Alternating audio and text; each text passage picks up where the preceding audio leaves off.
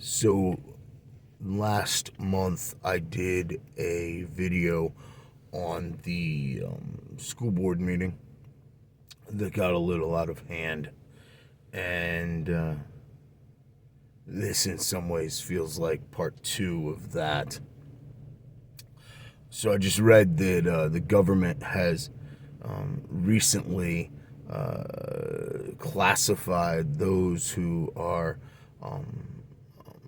challenging critical race theory in public schools as domestic terrorists.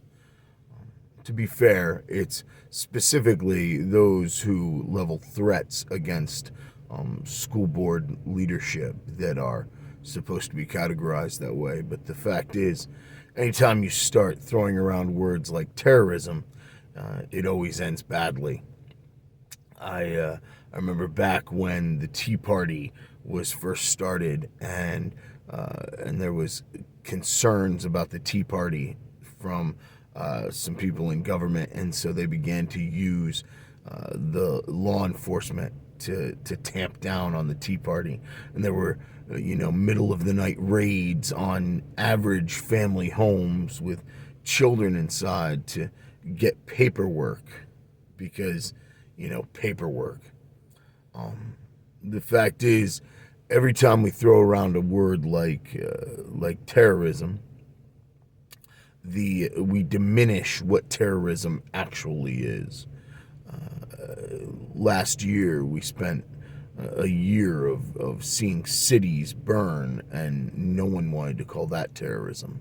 But concerns about critical race theory in public schools, that apparently, because people get a little upset, that apparently rises to the level of domestic terrorism. This is a real threat.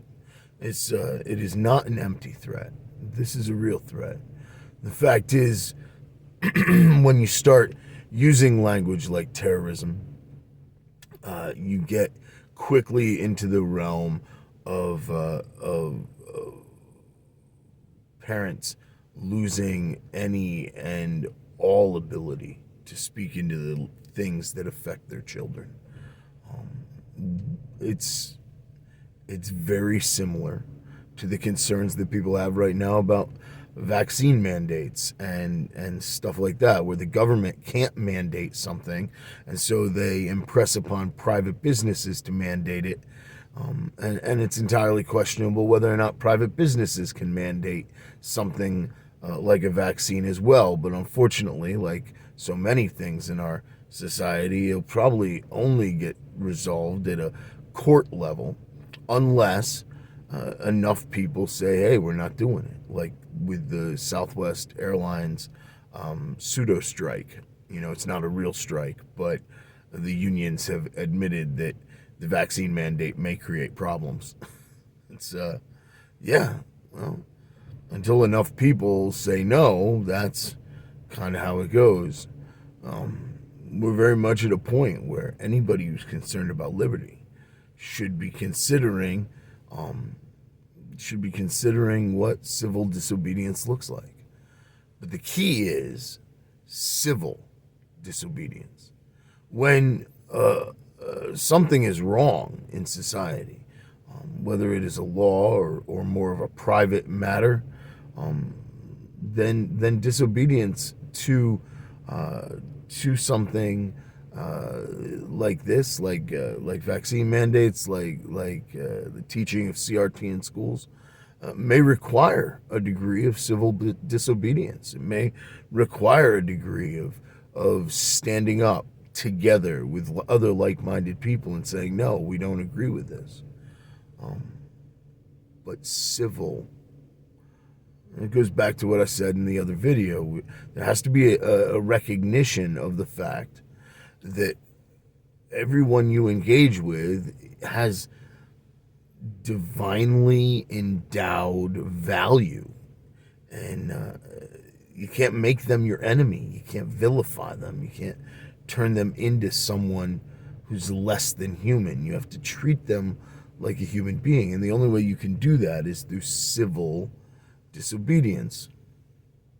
Not only that, but Without civil disobedience, what you end up with is evil confronting evil. And that doesn't accomplish anything. This is what Martin Luther King Jr. understood. You cannot extinguish darkness with more darkness. You cannot fight evil with more evil. And does that require suffering? Yes.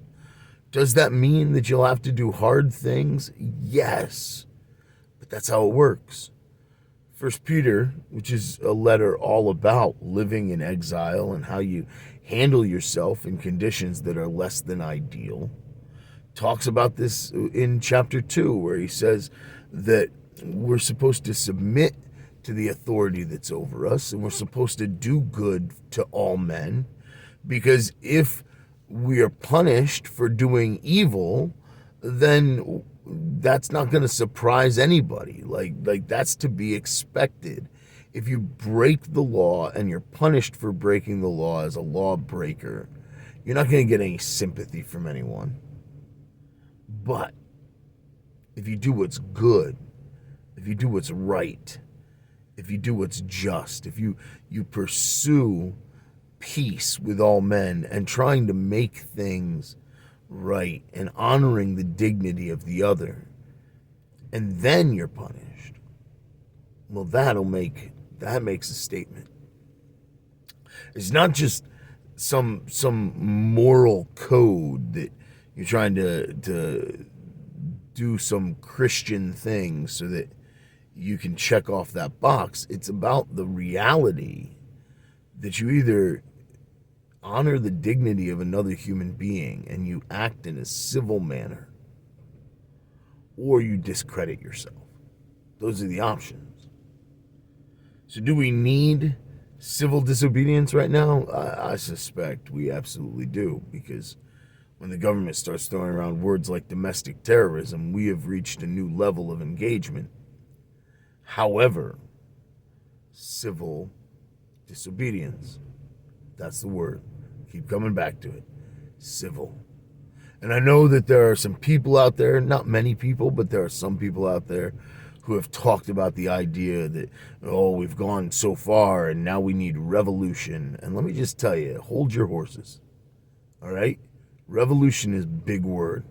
Revolution is a big word, like domestic terrorism is a big phrase, a big set of words, right? Most of the people out there who start crying about revolution haven't, you know what? You haven't had the spine to do the things that really needed to be done in the first place.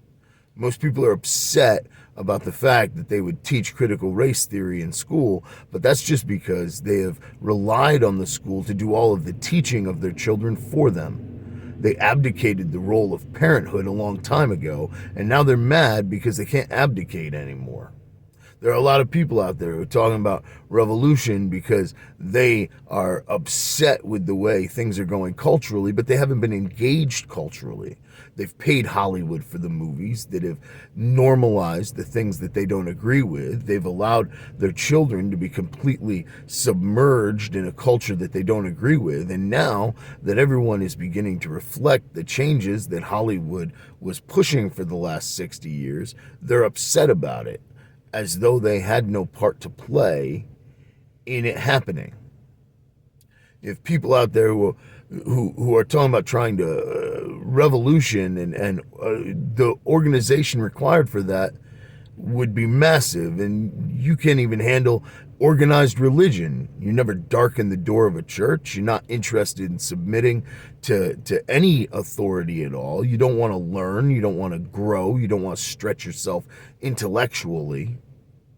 But you're gonna call for revolution. No. Grow a spine first.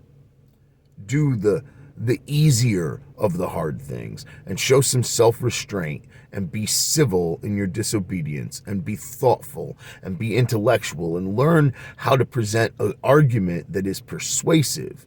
And if your argument's not persuasive, then maybe you need to learn how to present a better argument before you start clamoring about some final solution like revolution. Grow up. Civil disobedience. Always honor the dignity of the other. That's where you start. That's the path to liberty. Always. And yes, that is the path that honors God. Anyway, that's what I've been thinking about.